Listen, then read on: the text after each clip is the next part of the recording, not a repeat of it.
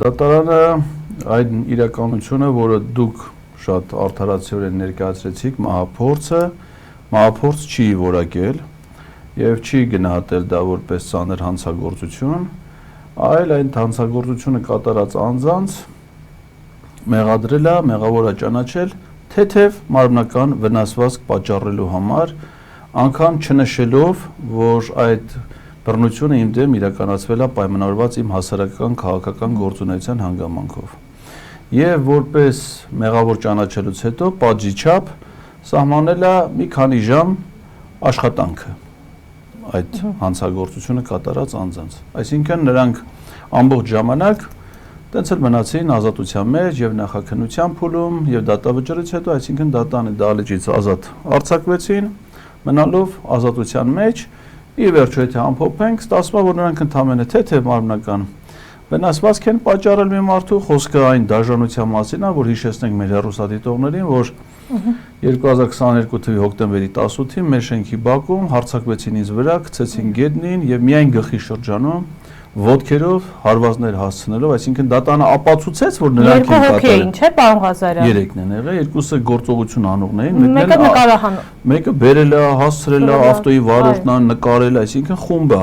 գործը, նրանց աջակցություն է ցույցա։ Դատանը ապացուցում է, որ իրանք չեն ընդունում իրանց մեղք, ասում են, չէ, մենք չենք եղել։ Դատանը ապացուցում է, այսինքն ապացուցած է համարում, որ դա իրանք են եղել, իրանք են կատարել, բայց ինչ են արել որ։ Մի բանից զարմացա։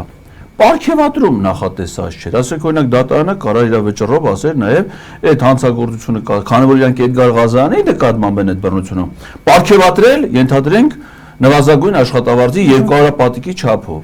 բայց երևի դրա կարիքը չկար, որովհետև այդ պարգևատրումը մեծ հավանականությամբ տվել է պատվիրատուն,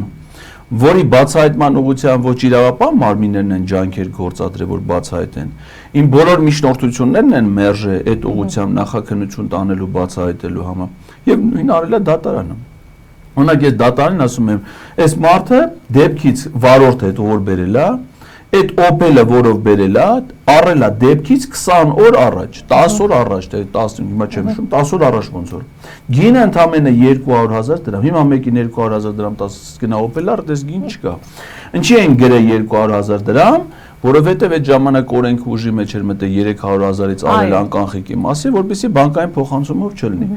Հետո հիմա այդ դատարանին հարցնում եմ, միջնորդություն եմ ներկայացնում, ասում կարելի է ճշտել, այս մեքենան հիմա վաճառվել է թե չէ, որովհետև որ տենում է դատի գալուց, էլ այդ մարդը այդ մեքենայով չի գալի, նշանակում է ենթադրում են, որ վաճառել է։ Հիմա որպեսզի ճշտենք այդ ենթադրությունը, ասում եմ, կլինի մի հատ ոստիկանություն հարցում անենք հարգարժան դատարան։ Տեսնենք այդ մեքենայի հիմիկվա սեփականատերը ով է, ու ինչ գնով է, 200,000-ով առել է, ինչքանով է ծախել, չէ՞։ Չի մերժում է դատարանը։ Այո, մենք որտեղ իմ կարծիքով էսի գինն է, չէ՞, ասենք իրեն ասում են, մենք քեզ որպեսի փող չտան, քեզ տալիս ենք մի հատ օպեր, կտանես այդ մարդկանց կհասցնես իրան կծեցեն։ Կգաք այդ ավտոն կմնա քեզ, ուզում ես մնա տաքսի քշի, ինքն էլ ասում ես մա տաքսի եմ քշում, ոչ թե չի աշխատում, ակնհայտ է, չէ՞։ Հետո կծախես, թե չծախի, այդ քո փողը է դա։ Այն մյուսներից մեկը դատարան էր գալի մի հատ նոր մեքենայով, որը այսինքն իր որ մինչև այդ ասել է ինքը ինչ ունի, այդ մեքենան դրա մեջ չկա։ Դատարանին ասում եմ, պատվարժան դատարան, հարգարժան դատարան, կլինի մի հատ ներքին գործերի նախարարությունից հարցում անենք, ես այս մարդուն ֆիքսել եմ, այս ինչ մեքենան, այս ինչ պետ համարանիշներով Hyundai Elantra մեքենան նստելուց։ Մենք իմանանք այդ մեքենայի տերը ով է։ Եթե պարզի որ այդ մեքենայի տերը ենթադրենք XY-յանն է, դրան կանչենք որպես վկա, ասենք աղբերջան, այդ մեքենան չես տվել, չէ՞ դու դրան։ Այսինքն պատվիրատուին բացահայտելու հնարավորություն կա։ Մերժում է դատարանը ամեն տեսակի միջնորդությունները, պատվիրատու, այսինքն ի վերջո հիմա այս պահին ավարտվել է արդեն, իհարկե ես բողոքարկելու եմ, առաջի ատյանում դատաքննությունը ավարտվել է վերջնական դատավճռով։ Ամփոփումը հետևյալն է, ինչ այլ է որ, մեծ հետևանախորժություն։